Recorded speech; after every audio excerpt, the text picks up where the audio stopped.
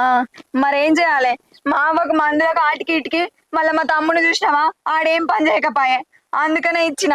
మళ్ళీ నిన్ను అడిగితే ఒక్కసారి 2 సార్లు అంటే ఇస్తావు, ఊకుకి ఇస్తావా? అందుకే నీకు తెలియకుండా ఇస్తానా. సరే నువ్వు ఇచ్చినవే, నేను కానలేను.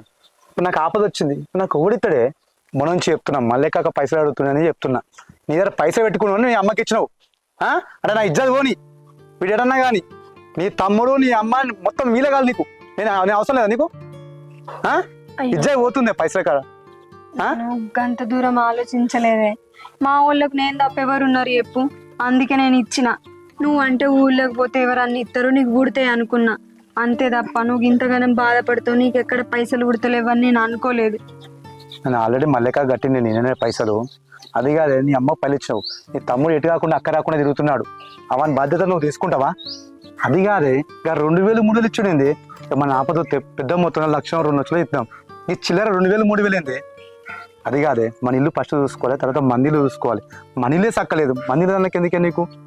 10 రూపాయలు మన దగ్గర ఉంటే 10 మంది వస్తారు మన దగ్గరికి. ఇప్పుడు నీ దగ్గర రూపాయలు ఏంది ఎవడొస్తాడు మన దగ్గరికి? మన విలువ ఉంటుంది ఆ రూపాయలు ఏంది? మన ఇల్లు సక్క చూసుకున్నా మంది సంసారం చూసుకోవాలి. నిజమేనయ్యా, నేను ఇదంతా ఆలోచించలేదు. పైసలు ఉన్నాయి కదా అని ఇష్టం వచ్చినట్టు నా వాళ్ళకి ఇచ్చిన. ఇప్పుడు ఆ పైసలు ఇస్తే నా తమ్ముడు అట్లా అయిందంటే నాకే బాధ అనిపిస్తుంది. నేను ఇంకోసారి ఇట్లా చెయ్యనయ్యా. సరే ఏడవగానే ఏం కూడా ఉండవే? ఇంకేం చేయలేదయ్యా. సరే తిని ఉల్లిపాయ పచ్చిమిర్చి పోయిపో, నేను పోయి చికెన్ తీసుకొస్తా పోయి. ఓయ్ పైలంగా పోయిరా. ఈ బుజ్జి బుజ్జి గారంగా అన్నాడు. సరే.